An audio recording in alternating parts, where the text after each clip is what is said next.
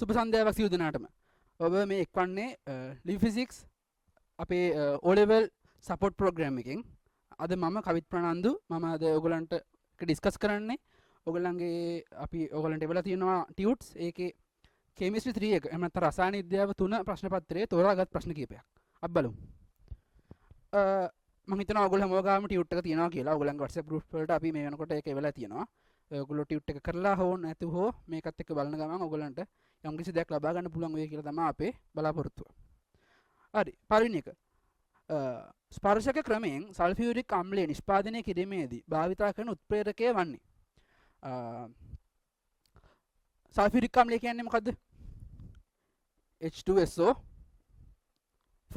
එතකොට අපි කර්මාන්ත රසායනයේ මේ එක එක මේ වගේ සල්ෆියුරික් අම්ලය, ඒ වගේ නයිට්‍රික් අම්ලය සහ තව ගොඩක් රසායනික ද්‍රව්‍ය නිෂ්පාදනය කරනවා. නිෂ්පාදනය කරන එක එක ක්‍රමවලට එක එක නම් තියෙනවා. එතකොට අපි සල්ෆියුරික් අම්ලය නිෂ්පාදනය කරන ඒ ක්‍රමයට අපි කියනවා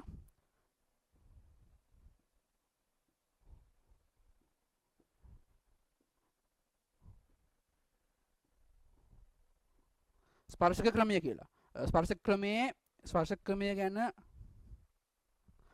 ක්‍රමය ගැන අපි ගොඩක් ගැඹුරින් කතා කරනවා A level වල. හැබැයි ඒකේ ඔයගොල්ලෝ O level වලට දැනගන්න ඕනේ key point එක තමයි උත්ප්‍රේරකය මොකද්ද කියලා. එතකොට මේකේ උත්ප්‍රේරකය වන්නේ vanadium pentoxide. එතකොට අපි දන්නවා මේ උත්ප්‍රේරකේ භාවිතා වෙන්නේ මොකටද කියනවා නම් මේ ස්පර්ශක ක්‍රමයේදී අපි සල්ෆර් ඩයොක්සයිඩ් සහ ඔක්සිජන් ප්‍රතික්‍රියා කරලා අපි හදා ගන්නවා සල්ෆර් ට්‍රයොක්සයිඩ්.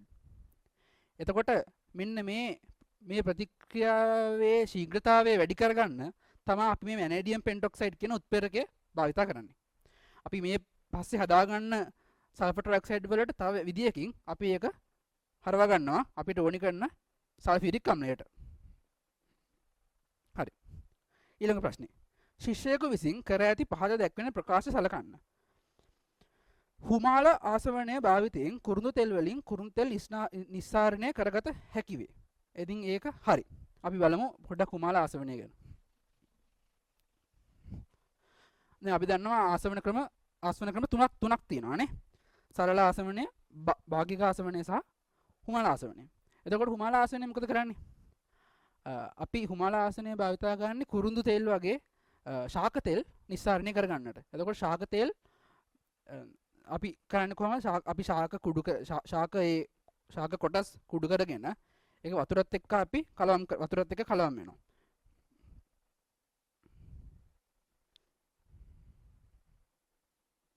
එතකොට ඒක උඩ ශාක තෙල් තියෙනවා.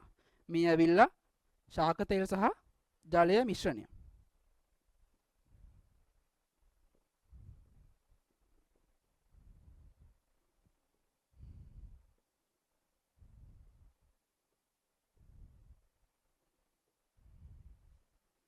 හරිද? අපි මේකට එහෙම අපි කනෙක්ට් කරනවා මේකට.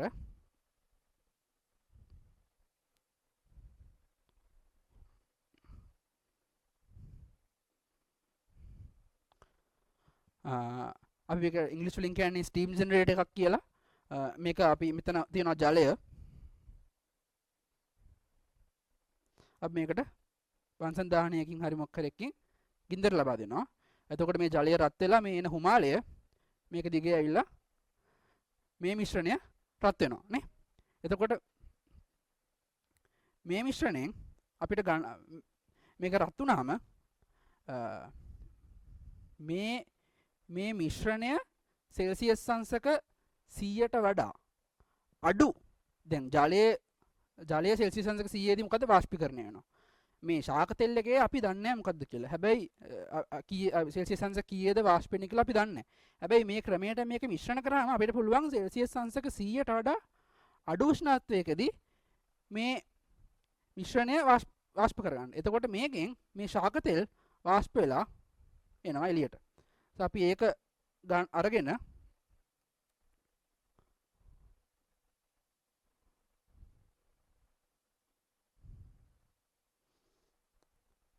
මේ අපිට මෙතන භාවිතා කරන්නේ මේ මොකද්ද? සරල ආසවනයේදී භාවිතා කරන මම සිංහල වචනේ හරියටම දන්නේ නැහැ. අපි කියනවා මේකට ලීබිග් කන්ඩෙන්සර් එකක් කියලා. එතකොට ඔයගොල්ලෝ දැකලා ඇති මෙතනින් වතුර යවනවා මෙහෙන් වතුර එළියට ගන්නවා. එතකොට මෙතනින් එන මේ වාෂ්ප කූල් වෙලා අපිට එකතු කරගන්න පුළුවන් අපිට ඕනේ භාජනයට නේ. හරි. එතකොට මේ ක්‍රමය භාගික ආසවණය කියන ක්‍රමය අපි විශේෂයෙන් භාවිතා කරන්නේ කුරුඳු තෙල් තව මොනවාද? තව ඒ වගේ ශාක තෙල් නිස්සාරණය කරගන්න තමයි. එතකොට මේ ප්‍රකාශය නිවැරදි. ඊට පස්සේ භාගික ආසවණය භාවිතින් බොර තෙල් වලින් පෙට්‍රල් ලබාගත හැකි වේ. ඒකත් හරි නේද? භාගික ආසවණයේදී මොකද වෙන්නේ? භාගික ආසවණයේ අපි ඉංග්‍රීසි වලින් කියනවා ෆ්‍රැක්ෂනල් ඩිස්ටිලේෂන් කියලා. ඒකේ මොකද්ද වෙන්නේ? අපි එක හොඳ උදාහරණයක් ගමු. භාගික ආසවණයේදී අපි මේකට මේ වගේ ලොකු කොලම් එකක් තියෙනවා. ඒකෙන් අපි පහළින් දානවා බොර තෙල්. මේක පහළින් රත් කරනවා. එතකොට බොර තෙල් වල තියෙනවා මිශ්‍රණ තෙල් ජාති තව ගොඩක්. පෙට්‍රල්, ඩීසල්, ඇස්ෆෝල්ට් වගේ තව මේ බොර තෙල් වල එක එක ජාති මිශ්‍රණ ගොඩක් තියෙනවා. එතකොට මේ එක එක මිශ්‍රණ වල තාපාංකය එකින් වෙනස්. එතකොට අපිට පුළුවන් මේක මෙහෙම රත් කරගත්තාම මේ මිශ්‍රණ වල තාපාංකය අනුව අපිට වෙන් කරගන්න පුළුවන් අපිට ඕන විදියට. නේද? අපිට ඕනි කරන ද්‍රව්‍ය ටික එක එක තාපාංක වලින් අපිට දැන් තාපාංකයේ අඩු මේවා උඩට ගිහිල්ලා උඩින් අපිට ගන්න පුළුවන්. තාපාංකයේ වැඩි මේවා පහළ ඉතුරු වෙනවා. නේ? එතකොට ඒ විදිහට අපිට පුළුවන් වෙන් කරගන්න මේ බොර තෙල් වල තියෙන එක එක අනිත් තෙල් වර්ග අපිට භාගික ආසවණයේ විදිහේ මේ විදිහට වෙන් කරගන්න පුළුවන්. එතකොට මේ බොර තෙල් වල තියෙන එකක් තමයි පෙට්‍රල්. නේද? එතකොට අපිට මේ ක්‍රමයේ භාවිතා කළා අපිට පෙට්‍රල් ලබා ගන්න පුළුවන්. එතකොට B ප්‍රකාශයත් නිවැරදි. C ප්‍රකාශය සරල ආසවන භාවිතයෙන් ලින් ජලය මගින් ආසුද ජලය ලබාගත හැකි වේ. ඉතින් මේ ප්‍රකාශයත් හරි නේද? සරල ආසවනේ මොකද භාවිතා කරන්නේ කෙලින්ම ලීබික් කන්ඩෙන්ස් එකක් කියන එකක්. එතකොට මම අතන ඇඳා වගේ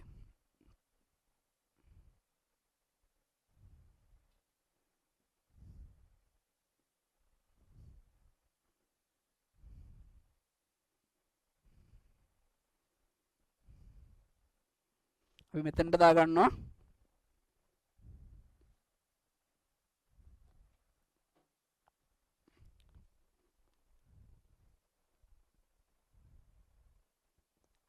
ලින් ජලය. මෙතනින් අපි රත් කරනවා. මේ ත්‍රිකෝණයෙන් පෙන්වන්නේ අපි තාපය ලබා දෙනවා කියලා. ඉතින් මේකෙන් අපිට මේකේ ලින් ජලයේ තියෙන එක එක අපවිත්‍ර දේවල් නේද? එතකොට අපිට පිරිසුදු ජලය විතරක් මේකෙන් වාෂ්ප කරගෙන ඒ අපවිත්‍ර දේවල් මේකේ රැඳී පවතිනවා. ඒ පිරිසුදු ජල වාෂ්ප මෙතනින් ඇවිල්ලා අපි මෙහෙන් වතුර ලබා දීලා මෙහෙන් වතුර එළියට ගන්නවා. සිසිල් කළා අපිට ඒ වතුර මෙතන ආය ලබා ගන්න පුළුවන්. ආසුද ජලය මෙතෙන් අපිට ලබා ගන්න පුළුවන්. එතකොට මේ මොකද කියන්නේ? සරල ආසන භාවිතයෙන් ලින් ජලය මගින් ආසුද ජලය ලබාගත හැකි වේ. එතකොට ඒක ඒ ප්‍රකාශයත් නිවැරදි. අපිට මෙතනින් ආසුද ජලය ලබා ගන්න පුළුවන්. C ප්‍රකාශයත් නිවැරදි. හරි. අපි දැන් යමු ඊළඟ ප්‍රශ්නෙට. පහත කුමන ද්‍රව්‍ය සමග ජලය සමග මිශ්‍ර කළ විට විෂම ජාති මිශ්‍රණයක් ලැබේද? අපිට දැන් මිශ්‍රණ වර්ග මොනවාද සාමාන්‍යයෙන් අපිට දෙකක් තියෙනවා නේ. සමජාති මිශ්‍රණ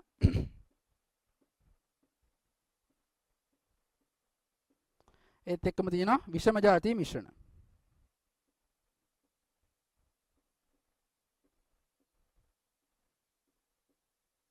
නේ? හරි. සමජාති මිශ්‍රණ කියන්නේ මොනවද?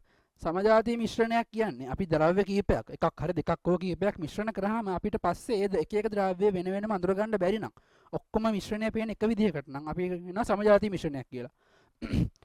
විෂම ජාති මිශ්‍රණයක් අපි මේ මිශ්‍ර කරන ද්‍රව්‍ය අපි මිශ්‍ර කරාට පස්සේ අපිට වෙන වෙනම අඳුර ගන්න පුළුවන් නම් අපි ඒක කියනවා විෂම ජාති මිශ්‍රණයක් කියලා. නේ? අපි මේකට බලමු. Copper sulphate. කොපර් සල්ෆේට් වතුරේ හොඳට දිය වෙනවා. මම හිතනවා ඔයගොල්ලෝ පාසලේ ලැබ් එකේ මේක කරලා තියෙලා කොපර් සල්ෆේට් දිය කරාම හොඳට එක දිය වෙනවා. එතිල් මධ්‍යස්ථාරය. එතිල් මධ්‍යස්ථාරය කියන්නේ මොකද? ඇල්කොහොල් එකක්. ඇල්කොහොල් ජාතියක්. එතකොට ඒකත් වතුරේ හොඳට දිය වෙනවා. දිය වෙනවාටත් වඩා අපිට කියන්න පුළුවන් ඒක මිශ්‍රණය කරාම අපිට මිශ්‍රණය වෙන් කරලා අඳුර ගන්න බෑ එතිල් මධ්‍යස්ථාරයයි ජලයයි නේ. සීනිත් ඔයගොල්ලෝ මම හිතනවා අනිවාර්යෙන් දිය කළා ඇති සීනි තේ හදද්දී ඕන එකක් හදද්දී සීනිත් වතුරේ හොඳට දිය වෙලා අපිට මිශ්‍රණය වෙන් කරලා අඳුර ගන්න බෑ. අන්තිම උත්තරේ තිරිඟු පිටි. තිරිඟු පිටි ජලය සමග මිශ්‍ර කරලා අපිට එන්නේ විෂම ජාති මිශ්‍රණයක්. ඒකට හේතුව මොකද්ද? තිරිඟු පිටි හරි කුඩු වගේ තියෙන. එතකොට ඒක අපි කලවම් කරාම ඒක අපිට සමාන්තර විදිහට ජලය මිශ්‍ර වෙන්නේ නැහැ. ඒකට අපිට ඒක තිරිඟු පිටිවල කැබලි අපිට ජලය ඉතුරු වෙනවා. ඔයගොල්ලෝ මං හිතනවා අනිවාර්යෙන් මේක ගෙවල් වල කරලා ඇති නැත්නම් කරලා බලන්න. ඔය එතකොට තේරෙනවා තිරිඟු පිටි තමයි උත්තරේ. හරි. අපි ඊළඟට බලනවා 6 වෙනි ප්‍රශ්නේ. පහ සඳහා ඒවායින් සමජාති මිශ්‍රණයක් වන්නේ කුමක්ද? ආයෙත් ඒ වගේම ප්‍රශ්නයක්. තිරිඟු පිටි සහ ජලය. අපි දැන් කතා කරා තිරිඟු පිටි ජලය සමග මිශ්‍ර කරාට අපිට එන්නේ විෂම ජාති මිශ්‍රණයක්. ඊට පස්සේ එතිල් මධ්‍යස්ථාර ජලය. ඒ තමයි නිවැරදි පිළිතුර. එතිල් මධ්‍යස්ථාර ජලය සමග මිශ්‍ර කරාම අපිට දෙක වෙන අඳුර ගන්න බැරිව සමජාති මිශ්‍රණයක් අපිට ලැබෙනවා. පොල් තෙල සහ ජලය. පොල් තෙල් ජලය සමග මිශ්‍ර කරලා ඇති ඔයගොල්ලෝ ගෙවල් වල මොකද වෙන්නේ? වතුරට උඩින් පොල් තෙල් තට්ටුවක් අන්තිමට ඉතුරු වෙනවා. ඒකට හේතුව මොකද්ද? පොල් තෙල් වල ඝනත්වය වතුරේ ඝනත්වයට වඩා අඩුයි. ඒ හින්දා පොල් තෙල් ටික වතුර වලට පාවෙනවා. කවදාවත් මේ දෙක එකට මිශ්‍ර වෙන්නේ නැහැ. මැටි සහ ජලය. මැටිත් ඒ වගේම තමයි මැටිත් මිශ්‍ර කරාට හොඳට මිශ්‍ර වෙන්නේ නැහැ. මැටි කැබලි අනිවාර්යෙන් ඉතුරු වෙනවා ජලය අපිට වෙන් කරලා අඳුර ගන්න පුළුවන් තත්ත්වයක් තමයි ඇති වෙන්නේ. සෝ ඒකට පිළිතුර 2.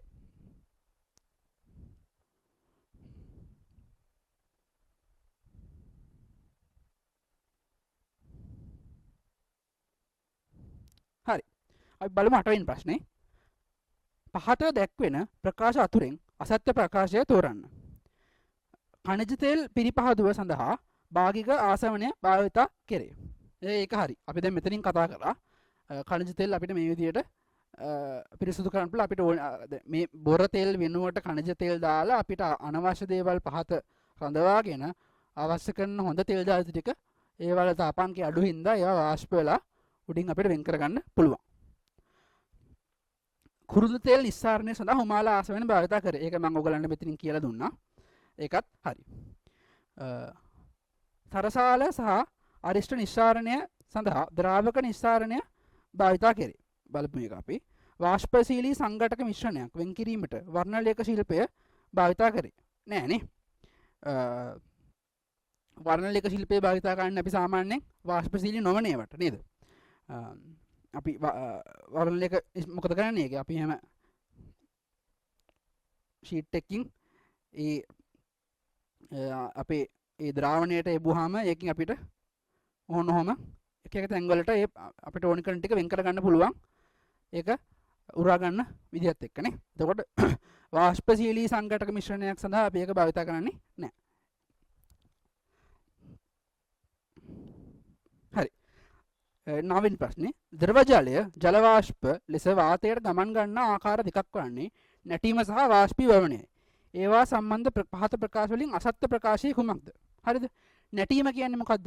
දැන් මේක හොඳට ඔලුවට ගන්න ඕනේ දෙයක් ඕගොල්ලෝ. ද්‍රව ජලය වාෂ්ප ජලයට යන ක්‍රම දෙකක් ගැන අපි කතා කරන්නේ. නැටීම සහ වාෂ්පීභවනය. මේ දෙකේ ප්‍රධාන වෙනස නැටීම, ජලයේ නැටීම නැත්තම් boiling of water.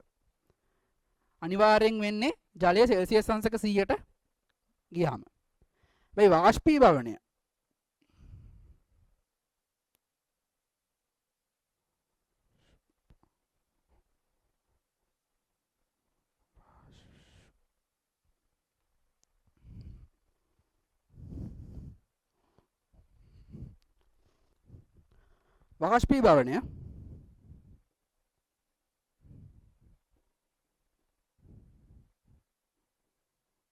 නැත්නම් අපි කියන evaporation of water වෙන්නේ සෙල්සියස් අංශක 100ට වඩා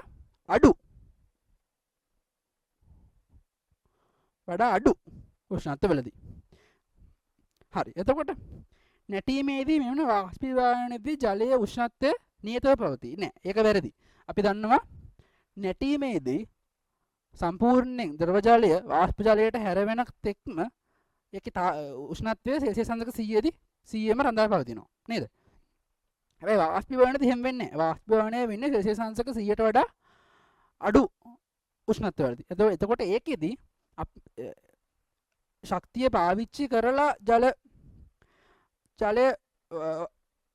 ද්‍රව ජලය හුමාල ද්‍රව ජලය වාෂ්ප වලට යන වෙලාවේදී තාපය නියතව පවතින්නේ නැහැ. තාපය උෂ්ණත්වය නියතව පවතින්නේ නැහැ. උෂ්ණත්වය අඩු වෙනවා.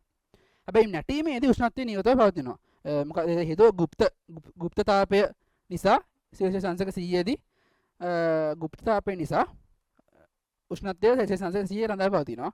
හැබැයි වාෂ්පීභවනයේදී ගුප්ත තාපයක් නැති හින්දා උෂ්ණත්වය අඩු වෙනවා. මොකද ශක්තිය භාවිතා කළා ද්‍රව ජලය වාෂ්ප වලට හැරෙන නිසා. හරි. නැටීම දුෂ්‍ය ක්‍රියාවලියක් වන අතර වාෂ්පීභවනය අදුෂ්‍ය ක්‍රියාවලියකි. ඉතින් ඒක හරිනේ. වාෂ්පීභවනය කවදාවත් අපි දැකලා නැහැ. හැබැයි නැටීමේදී අපි දකිනවා වචට ගොජ ගාලා බුබුලු දාලා වාෂ්ප යනවා අපිට පේනවා. හැබැයි අපි කවදාවත් වාෂ්පීභවනයේදී එහෙම අපි දැකලා නැහැ. සුළඟේ වේගය වාෂ්පීභවනය කෙරෙහි බලපාන අතර නැටීම කෙරෙහි බල නොපයි. ඒක හරි. සුළඟේ වේගය මත වාෂ්පීභවනය රඳා පවතිනවා. වාෂ්පීභවනයේ වේගය. හැබැයි නැටීමේදී කිසිම අභ්‍යන්තර සාධක බලපාන්නේ නැත. හරි.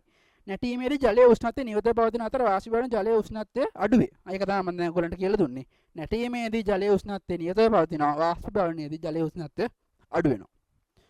එතකොට ඒ 9 වෙනි ප්‍රශ්නේ පිළිතුර 1. හරි. ඊළඟ 10 වෙනි ප්‍රශ්නේ සාන්ද්‍රණය 1 මෝල් per cubic decimeter වන ග්ලූකෝස් ද්‍රාවණයක් cubic සෙන්ටිමීටර 500ක් සැදීමට අවශ්‍ය ග්ලූකෝස් ස්කන්ධය කොපමණද?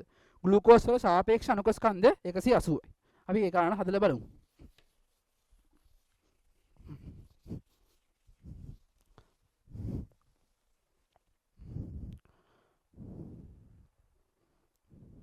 අපිට ඕනේ මොකද්ද? සාන්ද්‍රණය මවුල එක cubic decimeterයට ඝන cubic decimeter මවුල එකක් වෙන්න ඕනේ. ද්‍රාවණයේ පරිමාව cubic centimeter 500ක් වෙන්න ඕනේ. එතකොට අපිට අහන්නේ ග්ලූකෝස් අවශ්‍ය අපිට ස්කන්ධය අහන්නේ නේ. එතකොට අපි දානවා අපි ඉක්වේෂන් අපි සමීකරණය C equals n over v නේ. මේ මොකද්ද මේ සාන්ද්‍රණය මේ මවුල සංඛ්‍යාව මේ ඇවිල්ලා පරිමාව නේ. එතකොට අපිට කියනවා මේක වෙන්නේ 1 mol per cubic decimeter. අපි n තමයි හොයන්න ඕනේ. අපිට පරිමාව දීලා තියෙනවා cubic centimeter 500 කියලා නේ. එතකොට අපි මේක පරිවර්තනය කරගන්න ඕනේ cubic decimeter වලට නේ. 500 වරක් ඍණ 3ෙන් වැඩි කරලා අපි ගන්නවා මෙතන decimeter වලට මේක හරව ගන්නවා නේ. හරි. ඊට පස්සේ අපිට n හොයන්න පුළුවන්.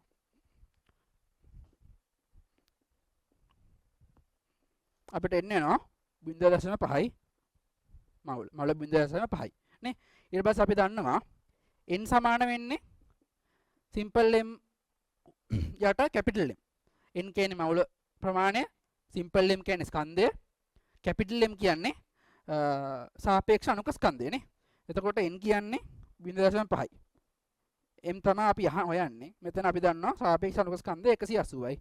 එතකොට m කියන්නේ ග්‍රෑම් 90යි. so ඒකට උත්තරේ 2.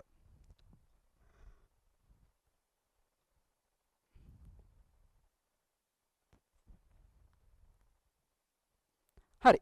අපි ඊළඟට තෝරාගත් ප්‍රශ්නේ 12 වෙනි ප්‍රශ්නේ. ඔක්සිජන් වායු ග්‍රෑම් 96ක් සහ නයිට්‍රජන් වායු ග්‍රෑම් 56ක් අඩංගු මිශ්‍රණයක ඔක්සිජන් හි මවුල භාග කොපමණද? මවුල භාගය කොපමණද නේ? එතකොට අපිට කියනවා අපිට වායු මිශ්‍රණයක් තියෙනවා. ඒකේ ඔක්සිජන් තියෙනවා ග්‍රෑම් 96ක් තියෙනවලු. නයිට්‍රජන් තියෙනවලු ග්‍රෑම් 56ක්. එතකොට අපි අණුක ස්කන්ධය හොයමු ඔක්සිජන් වලයි නයිට්‍රජන් වලයි නේ. එතකොට අපිට දීලා තියෙනවා ඔක්සිජන් වල අණුක ස්කන්ධය ඔක්සිජන් ඇටම් එක 16යි නයිට්‍රජන් වල 14යි. එතකොට ඔක්සිජන් වායුවේ ඒ කියන්නේ 16 වරක් 2 32යි. නයිට්‍රජන් වායුවේ 14 වරක් 2 28යි. හරි. එතකොට අපිට කියනවා අපිට මේ එක එකේ මවුල සංඛ්‍යාව හොයන්න පුළුවන් නේ. අපි හොයමු ඔක්සිජන් වල මවුල සංඛ්‍යාව. අපිට ඒක ස්කන්ධය දීලා තියෙනවා කීයක්ද? ග්‍රෑම් 96ක්. අද අපි ඉක්වේෂන් එක සමීකරණය ඔයගලන්ට මතකයි කියලා හිතනවා. n සමානයි m over m ඈ. එතකොට මේක තමයි භාවිත කරන්නේ. ග්‍රෑම් 96 බෙදීම මෙතන ග්‍රෑම් 32 නේ 32 එතකොට මේ කීයද 32 ඒවා කීයක් තියෙනවද 3ක් තියෙනවා නේ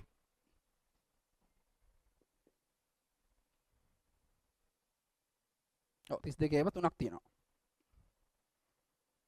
එතකොට ඔක්සිජන් වල මවුල 3ක් තියෙනවා නයිට්‍රජන් වලටත් අපිට ගන්න පුළුවන් එක කීයක්ද අපිට කියලා තියෙන්නේ 56ක් තියෙනවලුනේ ග්‍රෑම් 56ක් තියෙනවා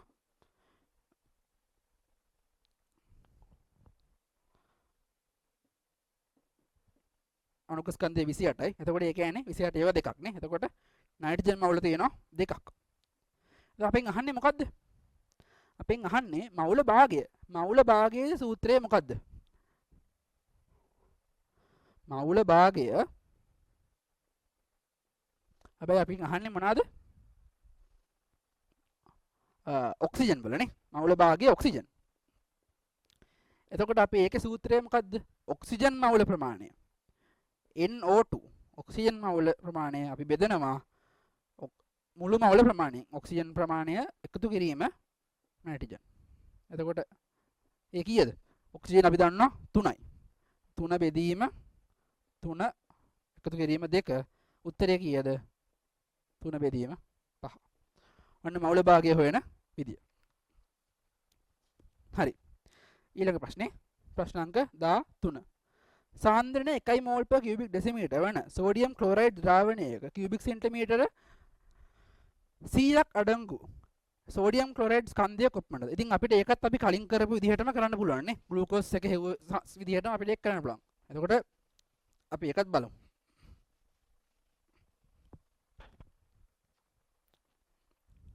හරි. අපි ඒකත් ඒ විදිහටම කරන්න පුළුවන්. අපිට දාන්න පුළුවන් C සමානයි n බෙදීම v. අපිට දැන් C සාන්ද්‍රණය දීලා තියෙන 1 මෝල් per cubic decimeter.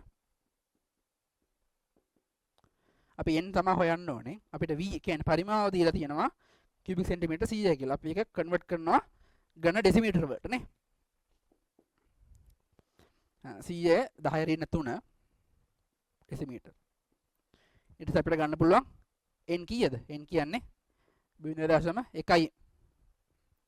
ඊට පස්සේ අපිට බෙදන්න තියෙන්නේ අපිට දීලා තියෙනවා සෝඩියම් වල ක්ලෝරින් වල වෙනම අපි හොයන්න ඕනේ සෝඩියම් ක්ලෝරයිඩ් වල සාපේක්ෂ අණුක ස්කන්ධය නේ. එතකොට m NaCl කියන්නේ කීයද? 23 එකතු කිරීම 23 එකතු කිරීම 35.5 කීයද කියන්නේ?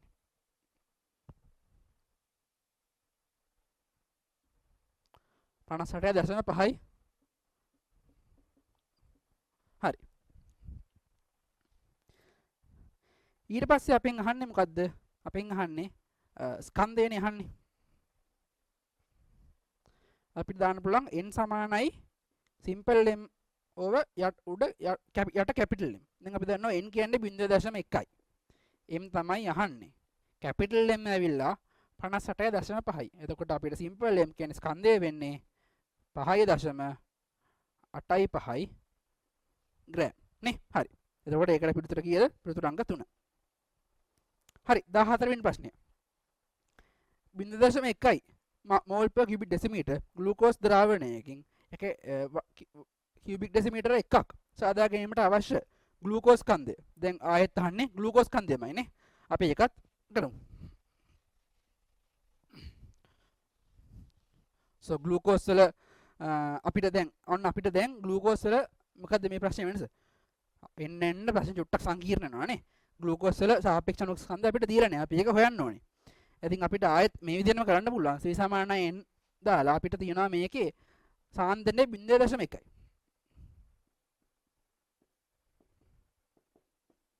අපිට මේකේ පරිමාව තියෙනවා ඝන ඩෙසිමීටර්ම 1යි කියලා. එහෙනම් n කියන්නේ කීයද? 0.1යි. මවුල 0.1යි. දැන් අපිට ග්ලූකෝස් වල සාපේක්ෂ අණුක ස්කන්ධය හොයන්න කියලා මෙතන තියෙන්නේ. හැබැයි ඕගලන්ට ලේසි නම් මතක තියාගන්න ග්ලූකෝස් වල සාපේක්ෂ අණුක ස්කන්ධය කෙලිම වෙන්නේ 180 නේ. හැබැයි අපි ඕනනම් හොයලා බලමු. දැන් අපිට තියෙනවා හයිඩ්‍රජන් 1යි, කාබන් 12යි, ඔක්සිජන් 16යි කියලා නේ. ග්ලූකෝස් වල සූත්‍රය. එතකොට ඒ කියන්නේ මේ කීයද? 12 වරක් 6 ධන එක වරක් 12 ධන 16 වරක් 6 නේ. මේක එකතු කරාම අපිට එනවා 180යි කියලා එනවා නේ. හරි.